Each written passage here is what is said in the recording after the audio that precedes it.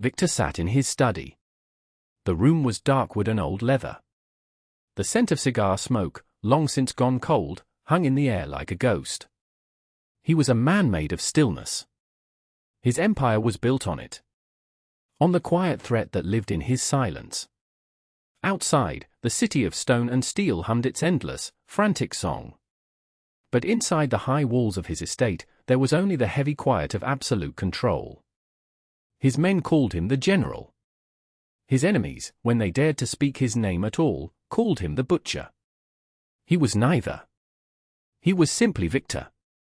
A name forged in iron and written in the ledger of the city's underworld. The phone on his desk did not ring. It never did. His world came to him, not the other way around. Dimitri, his most trusted man, stood by the door. A statue of loyalty. He had been there for 20 years. He knew the rhythms of Victor's silence. He knew the weight of his gaze. Tonight, the silence was heavier than usual. Victor was looking at an old map of the city, his finger tracing streets that no longer existed. Streets from a different life. Then, a sound. A terrible sound. The shriek of tortured metal. The violent, explosive crunch of a car hitting something solid. Hitting his gate. Dimitri's hand went instantly to the weapon beneath his jacket. His body tensed. Boss? Victor did not move. He only lifted his head, his eyes fixed on the door as if he could see through it, through the long marble hallway, through the heavy oak of the front entrance, and out into the night. An attack on the gate was not just an attack. It was a statement. A suicidal one. Footsteps pounded outside. Shouts. The disciplined chaos of his security team descending on the breach. Victor remained seated. He listened. He waited for the single gunshot that would signal the end of the intrusion. It did not come. Instead, there was a woman's voice. A scream. Not of fear. Of desperation. A name. Misha. The world stopped. The air in the room turned to glass. Dimitri froze, his hand still on his gun, his face a mask of confusion. Misha? Who was Misha? He had known the boss for 2 decades. He knew every alias, every shell corporation, every secret account. He had never heard that name. Not once. Victor stood up. The movement was slow. Unsteady.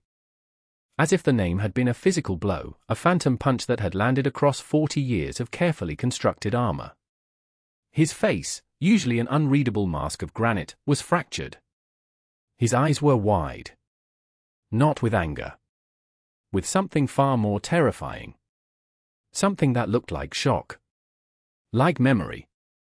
Misha, please. I know you're in there, the voice cried again, closer now. Raw. Pleading. Dimitri finally spoke, his voice a low whisper. Boss, what are your orders? Victor did not answer. He walked past Dimitri, his steps heavy on the polished floor. He moved toward the sound. Toward the name he had buried decades ago, in a shallow grave on the other side of the world. The name of a boy who had believed in things other than power and survival. The name that belonged to a ghost. And for the first time in 20 years, Dimitri saw something in his boss's eyes he had never seen before. Fear. Stay with me until the end, because what happens next will change everything you think you know about second chances. The name that woman screamed was more than just a name. It was a key. A key to a locked room in this man's heart, and he was about to use it to unlock a past he thought was dead and buried forever. If you enjoy stories about justice, redemption, and the hidden heroes among us, please take a moment to like this video. Hit that subscribe button and turn on notifications so you never miss a new story. And let us know in the comments where you're watching from tonight. We love seeing how far our stories travel. Now, let's get back to it. To understand the tremor that name sent through Victor, you had to understand the man he had become. And the boy he had been. Victor was not his birth name. It was a name he chose. A name that meant victory. It was a promise he made to himself in the belly of a cargo ship, starving and alone, with nothing but the taste of salt and the memory of fire in his mouth. He arrived in this new country with empty pockets and a heart full of old ghosts. He started with nothing. A dishwasher in a grimy restaurant run by men who trafficked in misery. He learned their language. He learned their rules. And then he learned how to break them. He was smarter than them. Quieter. More patient. He saw the rot in their foundations. The greed that made them sloppy. The cruelty that made them predictable. He did not rise through the ranks. He dismantled them from the inside out, piece by piece, until he was the only one left standing. His empire was built on a simple code. A brutal one, but a code nonetheless.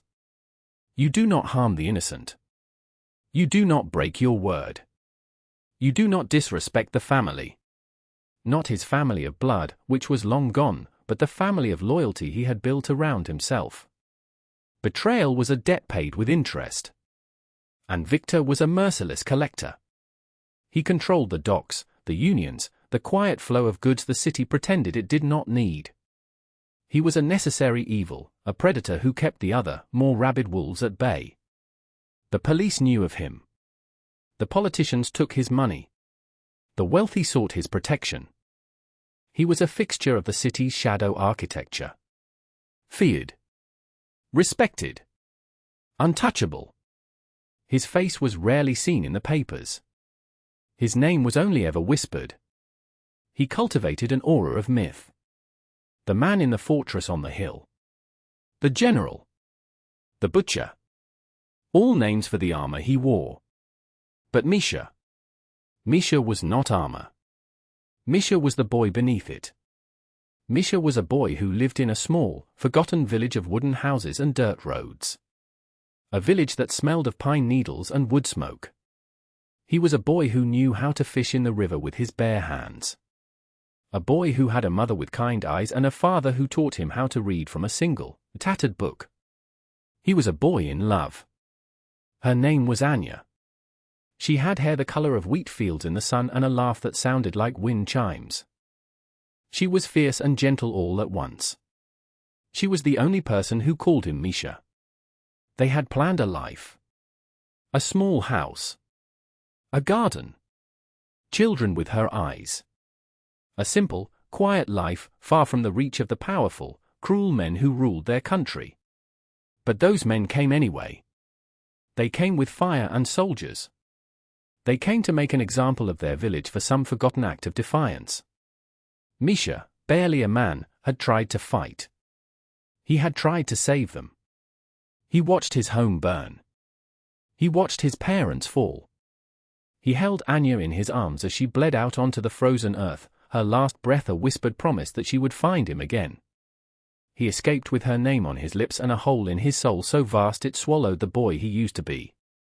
Misha died in that village with Anya. Victor was the one who crawled out of the ashes. And now, 40 years later, a woman had crashed into his gate and screamed that dead boy's name. The woman was Ilara. She was Anya's younger sister. A fact Victor did not yet know, but his soul seemed to. He saw it in the desperate set of her jaw, the same stubborn fire he remembered in Anya's eyes. Ilara's life had also been one of quiet struggle. After the tragedy, she had been taken in by a distant aunt in a neighboring province. She grew up in the shadow of that loss, carrying the memory of her family like a fragile heirloom. She eventually made her way to this same city, a world away from the ashes of her childhood. She did not know that the boy her sister had loved, the boy everyone assumed had died with the rest of them, had survived. She had simply come here seeking a new start. She had met a good man, a gentle accountant named Leo. They married. They were happy. They bought a small, modest house with a little garden in the back. For a few precious years, Ilara felt the warmth of a life her sister had dreamed of. Then, Leo got sick. A fast, aggressive illness that devoured their savings and then their hope. He died 2 years ago, leaving Ilara with a mountain of medical debt and a heart broken for the second time in her life. She was a widow, working 2 jobs just to keep the house. The house Leo had loved. The house that was her only remaining sanctuary. Her sanctuary was now under threat. A predatory developer named Sergei Volkov had bought up the entire neighborhood. He wanted to tear down the small houses and build luxury condominiums. He offered the residents a pittance for their homes, an insult disguised as an offer. One by one, her neighbors gave in. They took the money and left. But Ilara refused. This was her home. It was all she had left of Leo. Volkov did not like being told no. He began a campaign of harassment. He cut off her utilities. He had his men vandalize her property. He sent threatening letters. The police were useless. Volkov had connections. He was a legitimate businessman, they said. A civic leader. It was a civil matter, they told her. She filed complaints that went nowhere. She was alone. Isolated. And running out of time. Her breaking point came that afternoon. She came home from her second job, her body aching with fatigue, to find an eviction notice nailed to her door. A final, cruel mockery. It stated she had 24 hours to vacate the premises before her belongings would be forcibly removed. Beside it, someone had spray-painted a single, ugly word on her door. That was when something inside her snapped. The quiet resilience she had lived with her entire life shattered. Despair gave way to a strange, cold fury. She remembered a story. A story Anya used to tell her, long ago, when they were children. A story about her Misha. About how brave he was. How he was afraid of nothing. How he would protect her from any monster. Anya had once shown her a small, faded photograph. A picture of a serious young man with dark, intense eyes. On the back, Anya had written his full name, a name Ilara had committed to memory like a prayer. Mikhail Voronov. Years ago, out of a desperate, foolish hope, she had tried to find him. She had hired a private investigator with the last of her emergency money. The investigator found nothing about a Mikhail Voronov who fit the description. But he did find a ghost. A trail of whispers that led from the old country to this city. A man with no past who had risen to immense power. A man known only as Victor. The investigator had found a single, grainy surveillance photo. An older man with the same intense eyes. He was not certain, he had said. It was a long shot. A dangerous one. He gave her the man's address, an imposing estate on a hill overlooking the city, and warned her to stay away. That man was not a hero. He was a monster. Now, with nothing left to lose, Ilara held onto that one, impossible thread of hope. The boy from the stories. The man in the fortress. She got in her beat-up car, the eviction notice crumpled in her fist, and she drove. She did not know what she would do. She just knew she had to get to him. She had to see if the boy Anya loved was still in there somewhere. She drove toward the estate on the hill, tears blurring the road, her sister's name a silent chant on her lips. When she saw the massive, intimidating iron gates, a wave of hopelessness washed over her. They would never let her in. She would be turned away, another piece of insignificant dust. And in that moment of pure, undiluted despair, her foot pressed down on the accelerator. Victor stood at the front door, the cold night air washing over him. The flashing lights of his security vehicles cast frantic, dancing shadows across the manicured lawn. His men had formed a perimeter, their weapons trained on the small, crumpled car embedded in the twisted metal of his gate. And in the center of it all stood the woman. Ilara.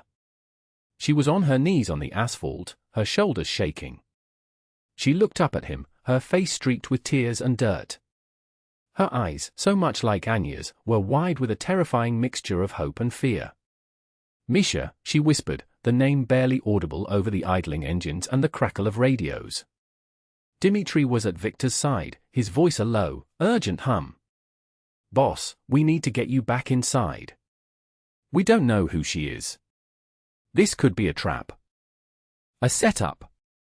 Victor did not hear him. He was lost in the woman's eyes. He saw a ghost there. The ghost of a promise made in the snow. I will find you again. Had she?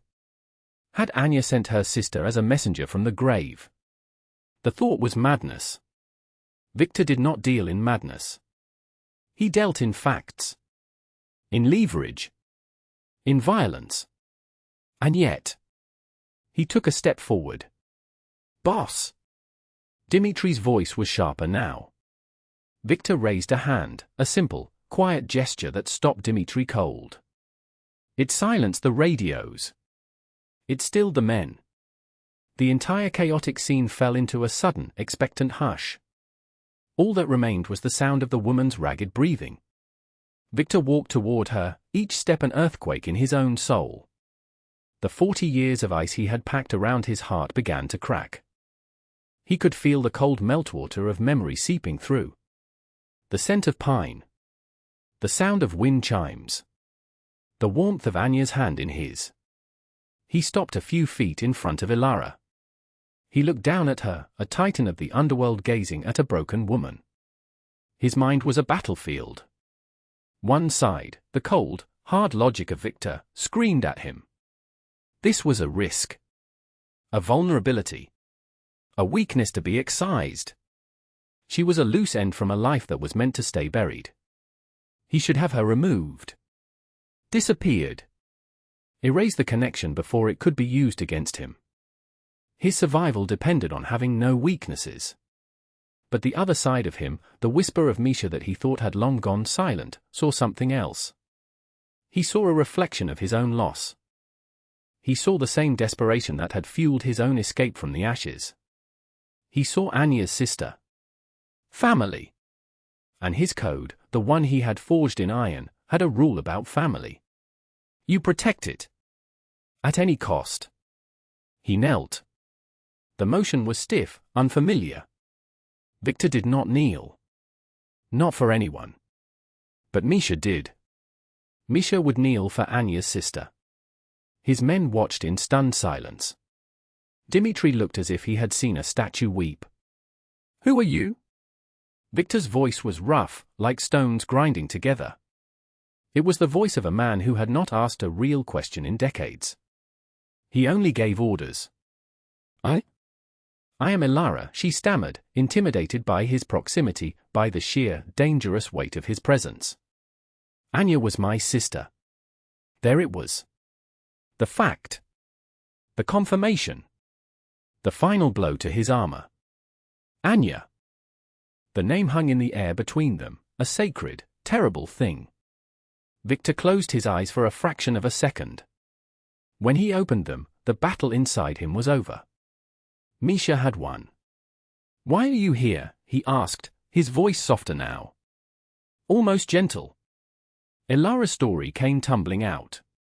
A torrent of pain and injustice. The loss of her husband. The medical bills. The predatory developer. Sergei Volkov. The eviction notice. The desperation. She held out the crumpled paper as if it were proof of her suffering. Victor knew the name. Sergei Volkov. A bottom feeder who masqueraded as a legitimate businessman. A man with a reputation for greed and petty cruelty. He was small fry. Not important enough to be on Victor's radar, but not unknown. A cockroach. And he was trying to crush Anya's sister. An ancient, cold fury began to build in Victor's chest. It was different from the calculated anger he used as a tool in his business. This was personal. This was a desecration. Volkov was not just threatening a widow's home. He was dancing on the grave of Victor's past. He was spitting on the memory of Anya. You came to me, Victor stated. It was not a question. Why? Anya, she always said you would protect her from monsters, Ilara whispered, her eyes pleading. I didn't know who else to turn to. I didn't even know if you were, you. The investigator said you were dangerous. A monster yourself. Victor's gaze did not waver. And what do you think? Ilara looked at him, at the hard lines of his face, the darkness in his eyes. But she also saw the way he knelt before her. The way his voice softened when he said her sister's name. "I think," she said, her voice gaining a sliver of strength, "that my sister loved you. And she was never wrong about people." That was it. The choice was made. The die was cast. The past had reached out and demanded a debt be paid. Victor stood up. He looked at Dimitri, whose face was a storm of confusion and concern. "Dimitri," Victor said, his voice once again the cold, hard instrument of command. "Bring the lady inside. Give her a room. See that she is comfortable." He then turned to another of his men. "Get a team. I want every piece of information you can find on Sergei Volkov. His business. His partners. His home address. Where he sleeps. Where he eats. I want to know what he breathes. You have 1 hour." The men, jolted out of their stupor by the familiar tone of command, scrambled to obey. Victor turned back to Ilara, who was being helped to her feet by a hesitant Dimitri. "Your troubles with Mr. Volkov are over," Victor said. It was not a promise. It was a statement of fact. He will not bother you again. He started to walk back toward the house, his purpose clear. He was no longer just Victor, the crime lord. He was Misha, the boy who made a promise. And he was about to introduce Sergei Volkov to the monster Anya always knew he could be. The information came quickly. Sergei Volkov was exactly what Victor had expected. A man inflated by minor successes and protected by petty corruption. He owned a string of small businesses, but his real money came from strong-arming people out of their properties. He had a wife and 2 children he kept sequestered in a gaudy suburban mansion, a life of contrived respectability funded by the misery of others.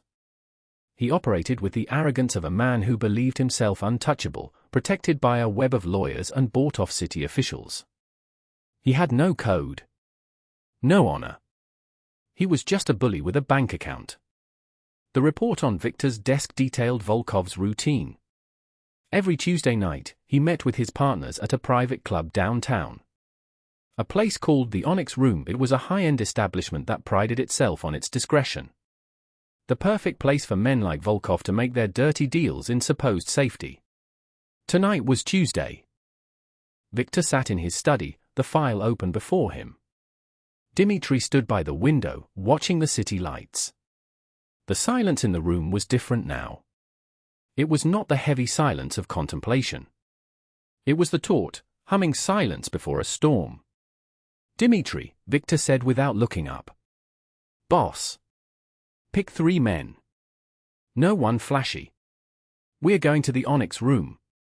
Dimitri turned from the window. A direct approach. At his club. It will be public. There will be witnesses. This was not how Victor operated. Victor's methods were quiet, precise, undeniable. A visit to a public club was loud. It was a statement. "That is the point," Victor said, closing the file. "Some messages need an audience. I want him to understand. I want everyone he does business with to understand." Dimitri nodded slowly. He did not question the order. He only sought to understand the strategy. "What is the message, boss?" Victor finally looked up, and the cold fire in his eyes made Dimitri take an involuntary step back. "The message is that there are lines. Even for men like us. And he has crossed 1 inch. The plan was simple. Brutally so. There would be no stealth. No subtlety. They would walk in through the front door. An hour later, a black sedan, indistinguishable from 1,000 others in the city, pulled up to the curb a block away from the Onyx Room. Victor sat in the back, flanked by 2 of his most formidable men. Dimitri was in the passenger seat. They were all dressed in dark, impeccably tailored suits. They looked like bankers or lawyers, men of wealth and power. They did not look like what they were. They walked the block in silence. The doorman at the Onyx Room, a large man in a tuxedo, stepped forward to bar their way. "Private club, gentlemen. Members only." Dimitri simply looked at him. He did not say a word. He did not have to. There was a language of power that transcended words, and Dimitri was fluent. The doorman's bravado evaporated. He looked from Dimitri to the cold, hard face of the man behind him. He saw something in Victor's eyes that made the hair on his arms stand up. He stepped aside without another word. The club was what Victor expected. Dim lighting. Expensive whiskey. The low murmur of self-important men discussing deals. The air was thick with cologne and entitlement. Victor's eye scanned the room once and found him immediately. Sergei Volkov was holding court at a corner booth, a fat cigar in one hand and a glass of brandy in the other. He was laughing, a loud, obnoxious bray that grated on the ears. He was surrounded by 3 other men, all of them wearing the same expression of smug satisfaction. Victor started walking toward the booth. His men fanned out, creating a subtle but unbreakable cordon. They did not draw weapons. Their presence was weapon enough. The conversations in the club began to falter as people noticed the shift in the atmosphere. A cold front had moved into the room. Volkov's laughter died in his throat as he saw Victor approaching. He did not know Victor by sight, but he recognized the aura of danger. He saw the deference in the eyes of everyone Victor passed. Victor stopped at the table. He looked down at Volkov, his expression unreadable. "Sergei Volkov," Victor said. His voice was quiet, but it cut through the room like a shard of glass. Volkov puffed out his chest, trying to project an authority he did not possess. "Do I know you?" "No," Victor replied. "But you know a woman named Ilara." The color drained from Volkov's face. His eyes darted around, looking for an escape, for a friendly face, for a security guard. He found none. The entire room was frozen, watching the unfolding drama. "I don't know what you're talking about," Volkov blustered, his voice a little too high. "Let me refresh your memory," Victor said, his voice dropping even lower. A small house. A widow. An eviction notice. A can of spray paint. One of Volkov's associates, a man with a weak chin and expensive watch, tried to intervene. "Now, see here. You can't just come in here and—" He did not finish the sentence. One of Victor's men simply placed a hand on his shoulder. The pressure was gentle, but the promise behind it was absolute. The man fell silent, his face pale. Victor's gaze never left Volkov. "You see, you have a misunderstanding of how the world works, Sergei.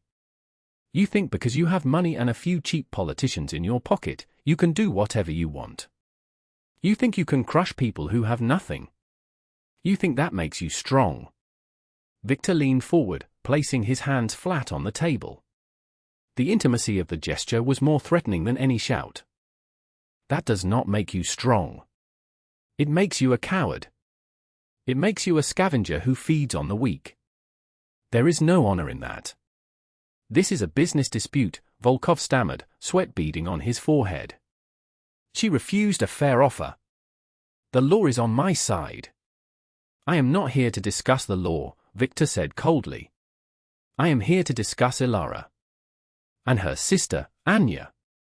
At the mention of Anya's name, something flickered in Victor's eyes. A deep, ancient pain. "Anya is dead. She died a long time ago, in a place you could not even imagine.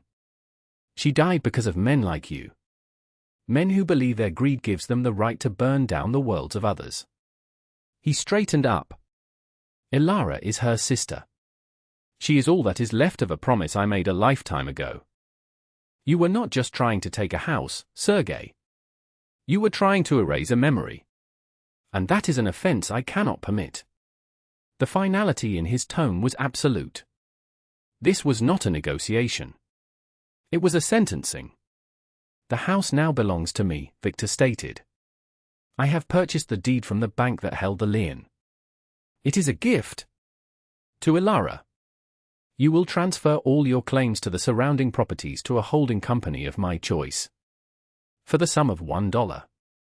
You will do this tomorrow morning. Then, you will pack up your life here. You and your family will leave this city. You will not return.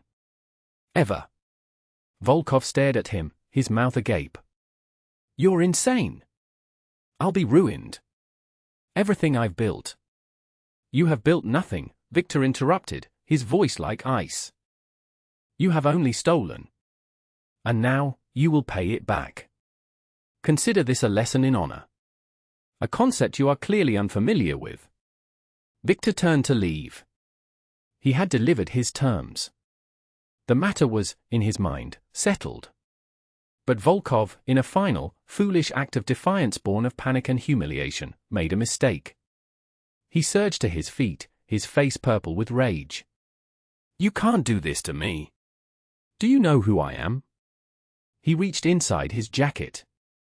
It was a clumsy, desperate move. Before his hand could even grasp the small pistol he kept there, Dmitri moved. It was not a punch. It was a precise, brutal strike to the throat. Volkov collapsed back into the booth, gagging, his eyes wide with shock and pain. Victor paused at the door, looking back at the pathetic, choking figure of Sergei Volkov. He looked at the terrified faces of his associates. He looked at the silent, watching crowd. The matter is now permanently closed, Victor said to the room at large. His voice was calm. Final. He will not be bothering anyone ever again. Then he walked out into the night, leaving a shattered club and a ruined man in his wake. The message had been delivered. Victor returned to the estate not as a conqueror, but as a man who had just settled a very old account. The cold fury had subsided, replaced by a quiet, hollow ache. The violence had been necessary, but it brought him no satisfaction. It was merely a tool he had used to honor a ghost. He found Ilara in the library. She was sitting in a large armchair, a thick blanket wrapped around her shoulders. A cup of untouched tea sat on the table beside her. She had not been able to rest. She looked up, startled, as he entered. Her eyes were full of questions. Is it, she began, her voice trembling. It is done, Victor said, his voice softer than he intended. He walked over to the fireplace, where a low fire crackled, and stared into the flames. You can go home. No one will ever try to take it from you again. Relief washed over Ilara's face, so profound it was almost painful to watch. Tears welled in her eyes, but this time they were not tears of despair. How? What did you do? I had a conversation with Mr. Volkov, Victor said simply. He has seen the error of his ways. He will be leaving the city.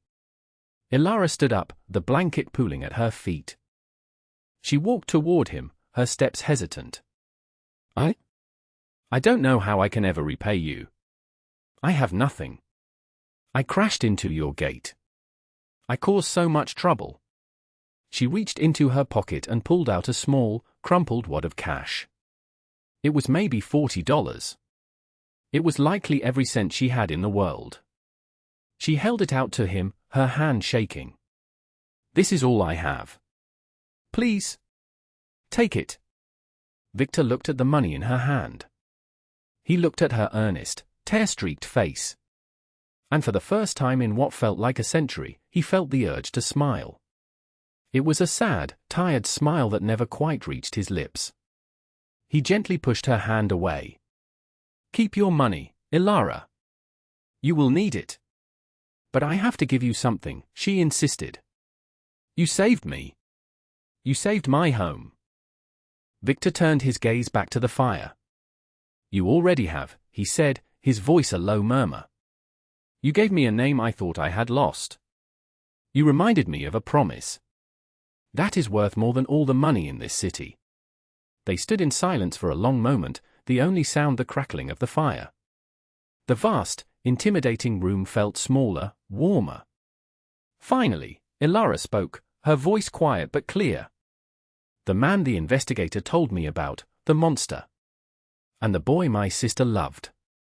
They can't both be you. It doesn't make sense. She looked at him, her head tilted, a question in her eyes that went far beyond the night's events. Are you a good man, Misha? Or are you a bad one? The question hung in the air. It was the question he had spent his entire life running from. The question he had buried under an empire of fear and control. Good? Bad? The words were for a simpler world. A world he had not lived in since he was a boy. He turned to face her fully. He looked into her eyes, Anya's eyes, and gave her the only honest answer he had. "I am whatever I need to be," he said, his voice heavy with the weight of 40 years. "For most of my life, I have needed to be a monster. It was the only way to survive. But tonight," he paused, a flicker of some long-lost emotion in his expression. "Tonight, because of you, I got to be the man your sister believed I was. I got to be the one who fights monsters." The answer seemed to satisfy her. She nodded slowly, a deep understanding passing between them. A connection forged in a shared, tragic past. Dimitri appeared at the door, his presence discreet. "Boss. The car is ready to take her home. The gate has been temporarily repaired." Victor nodded. He walked to his desk and took out a small, plain business card. On it was a single phone number. Nothing else. He walked back to Ilara and pressed it into her hand. "This is my private number," he said. "It is for you and you alone. If you ever need anything, no matter how small. If a pipe bursts. If you feel unsafe. If you just need to hear a friendly voice. You call this number. Do you understand?" Ilara clutched the card as if it were a holy relic. "Yes," she whispered. "Thank you." "Go home, Ilara," he said gently. "Go home and rest. It's over." She looked at him one last time, her eyes filled with a gratitude so immense it was humbling. Then she turned and let Dimitri escort her out.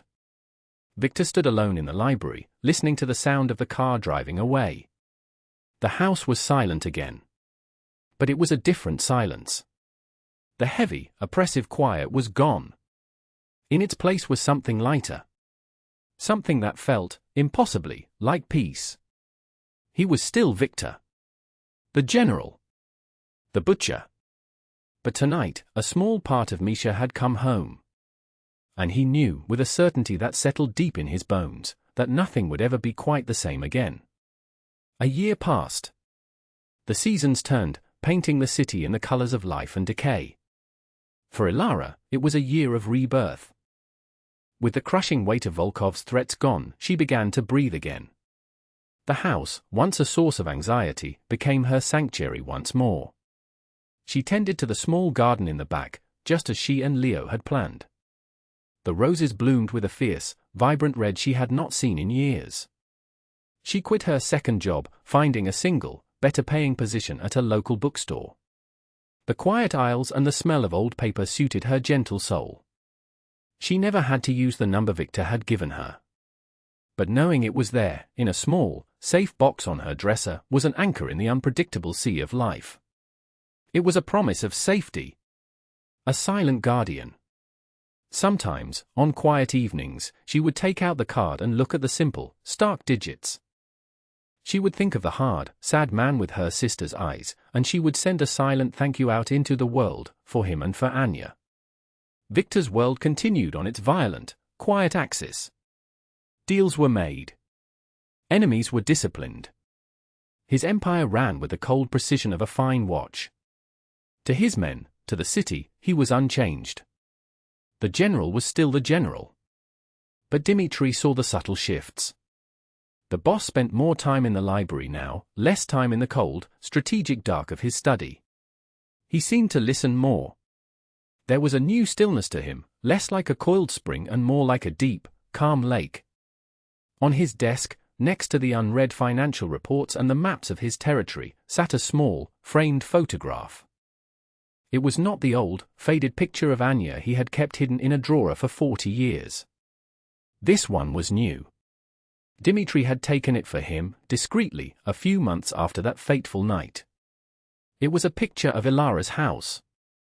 A simple, modest home, bathed in the warm light of a spring morning. The garden was in full bloom. It was a picture of peace. A picture of a promise kept. It was a memento of the night Misha came back from the dead, not to reclaim a life, but to save one.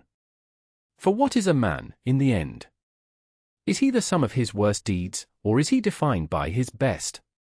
Victor was a monster to many, a savior to one.